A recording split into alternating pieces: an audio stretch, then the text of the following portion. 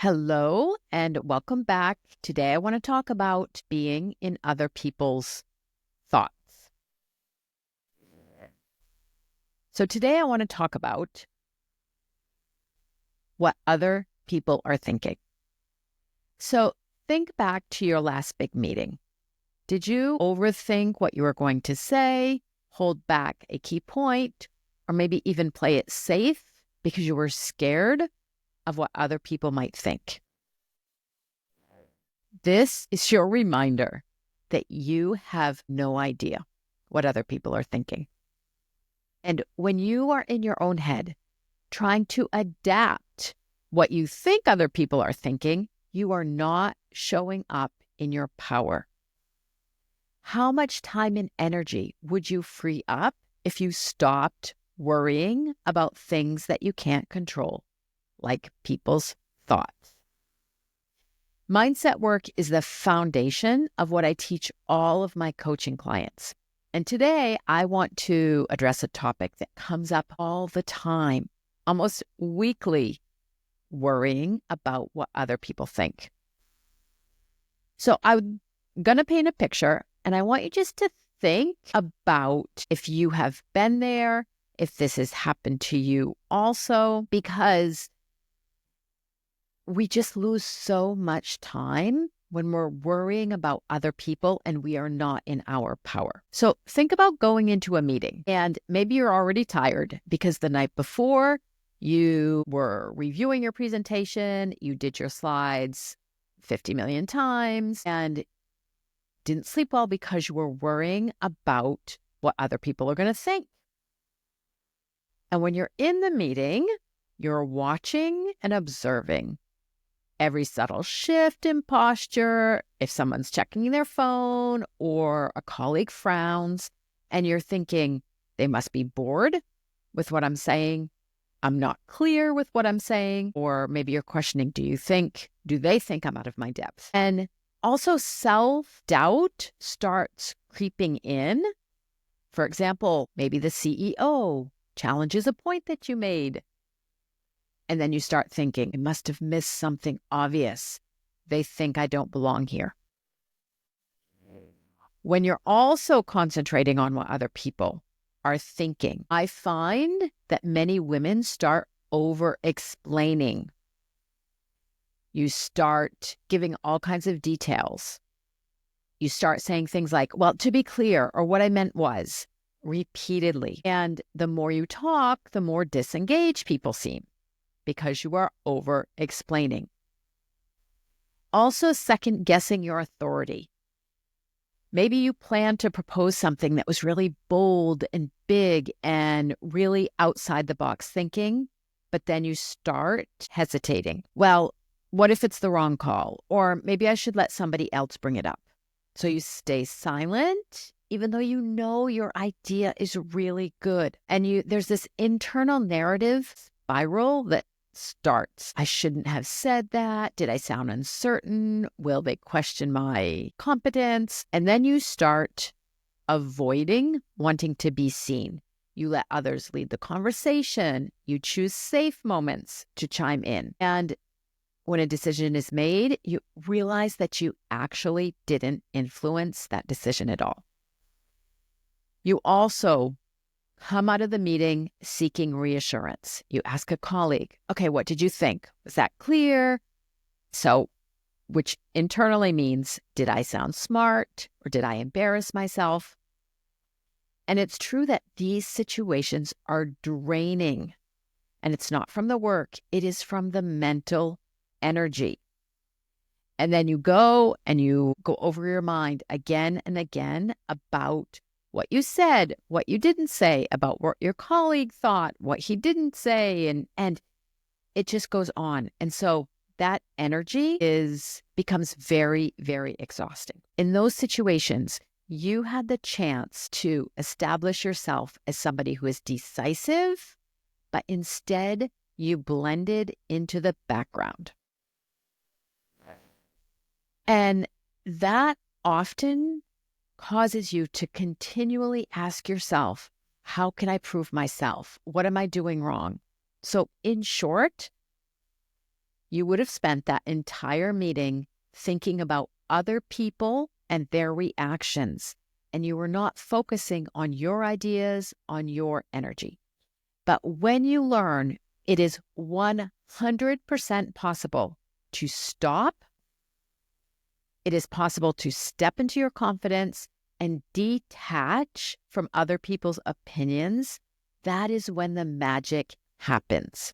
And that is the mindset work. So let's look at that situation again, where you are stepping into it with confidence and you are detached and not ruminating about what other people are thinking.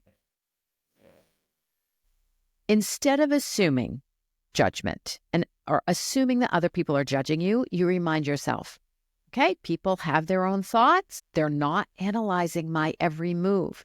Maybe they are not even thinking about what I'm saying. They're probably in their own head. You walk into the room and you know you belong.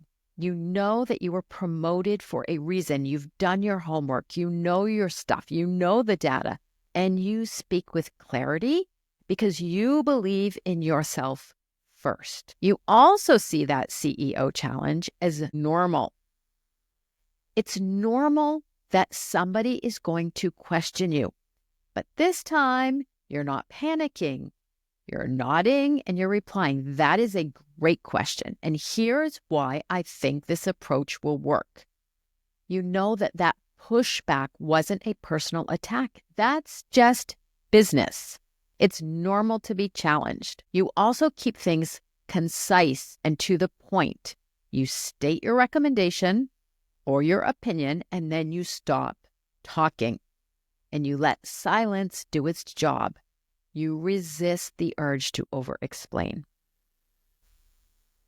You own your decisions. You had a bold idea, and you are 100% certain that this is the best path forward. And you say that, and you say, I'd love to hear your thoughts. You don't need to water down what you were thinking for approval. You play the guessing game. You stop asking yourself, what are they thinking? You are focusing instead on what matters, which is the content of the conversation. If something needs clarification, just simply trust that they will ask you. You're engaging, you're contributing to the discussion, you are shaping the tone of the meeting. You don't wait for the perfect moment to speak, you create that moment. And you just simply let go for the need of approval. Your focus in that meeting is delivering value. It's advancing the debate. You are not there to be liked, and you are not there to seek validation. You know that the respect comes from confidence and not people-pleasing. You stay energized, present, and you don't have that weight of insecurity. You leave the meeting feeling clear, capable, and energized. Simply put, you show up as a leader.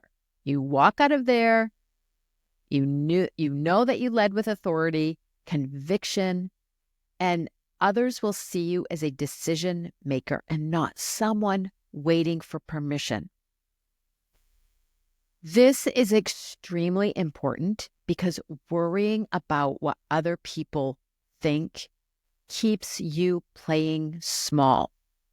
This is how you step into your power, is not focusing on other people, but focusing on you. And you know what's actually really funny is that most people are too busy in their own thoughts to be focused on you. Most people are usually thinking about themselves. So letting go of that need for approval is going to help you speak with authority. You will not be seeking validation. You are going to trust yourself, your ideas, your opinions, your judgment. You're not going to be second guessing yourself. You'll be able to engage fully in the conversation without over-analyzing everything that everybody's saying.